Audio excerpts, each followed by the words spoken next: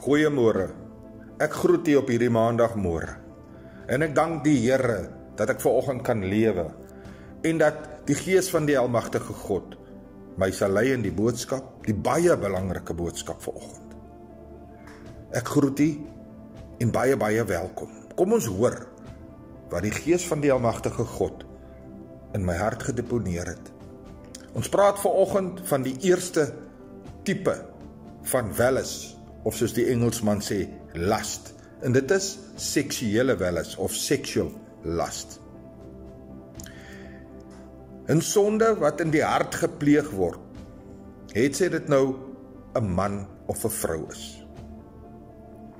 Die Bybel spreek welis indirek aan deur om te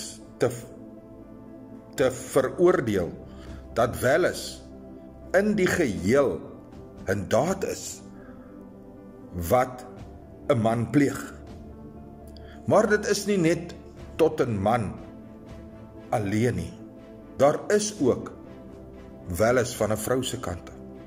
In Spreuke 6:25 en 26 waarsku God die man om nie 'n vrou se skoonheid te wil begeer nie.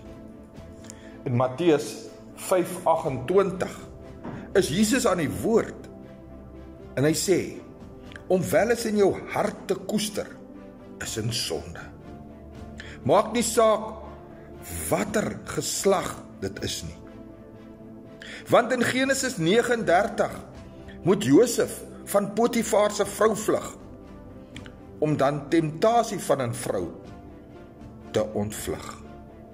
Die 2020 vertaling teken aan in Matteus 5:28, elke man wat met 'n welis tipe oog na 'n ander vrou kyk, het al klaar in sy hart egbreuk gepleeg. Jy weet, dit is so maklik om te verval. So ons kan nie in die algemeen sê, omdat 'n vrou so beeldskoon is dit haar skuld dat manne haar begeer nie. Want jou oë is vol welis en jou gedagtes word gevul met verkeerde denke.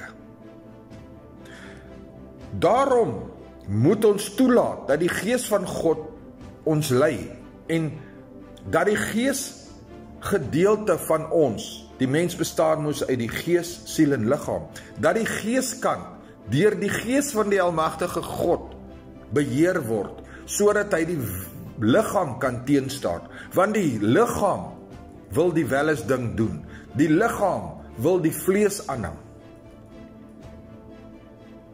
Jy weet, ons moet op daai plek kom dat ons nie ons oë voed en ons hart voed met dinge wat ons sien nie. Pornografiese videomateriaal, jou konstante, soos die Engelsman sê, scrolling op sosiale media, kort kom daar een of ander tipe van welis op. Het sy dit nou seksuele welis is of die ander wat ons nog gaan hanteer. Soos die Gees van God my lei. Kan jy sien, welis is een van die vyand se sterkste wapens teen die man en vrou. Lust of welis beteken 'n sterk verlange in ons harte wat ons weglei van God en ons oorgee aan sonde, wat ons wegvat van die woord af, my medebroer en suster in die Here. En dit vul ons denke met onheilige dinge. Jy weet, die woord spreek dat as jou oog jou verlei, haal hom uit. Hy gaan so ver as om te sê, as jou regter of jou linkerhand jou verkeerdelik laat optree, kap hom af. Betekende dat u en ek moet wegvlug van sulke goed af. As 'n vrou jou mislei met mooi woorde en dinge wat sy doen, vlug van haar af weg. Soos jy volhard in die Gees teen die Satan, so moet jy volhard in dit. Vlug weg. Kom weg van daai situasie af. Daai vrou wat vir jou boodskapie stuur op sosiale media. Blok haar. Kom weg van dit af. Jou foon wat pornografiese materiaal dalk op het.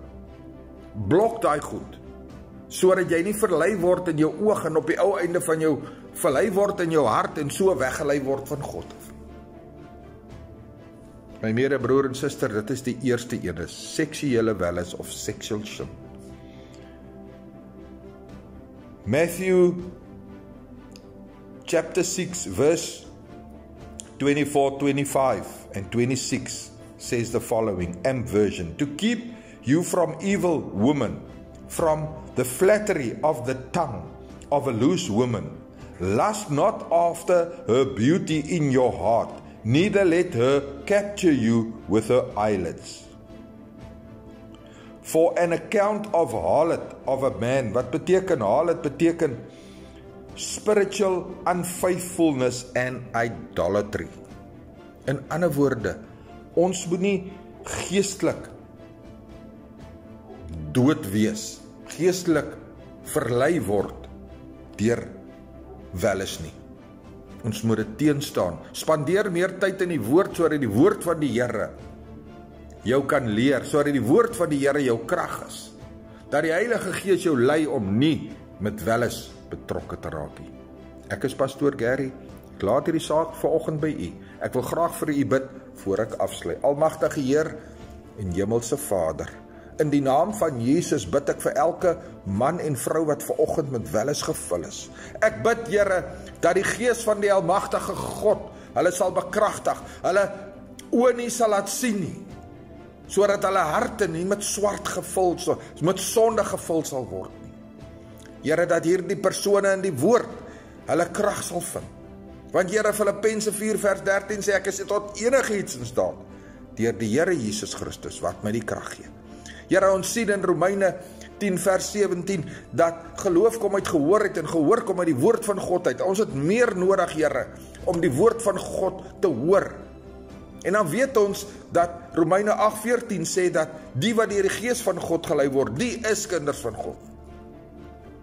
Here, mag elkeen vanoggend hoor, mag elke man en vrou wat dalk met welis gevul is en wat ander wil verlei, Here, mag hulle vanoggend besef dat hulle is besig met seksuele sonde.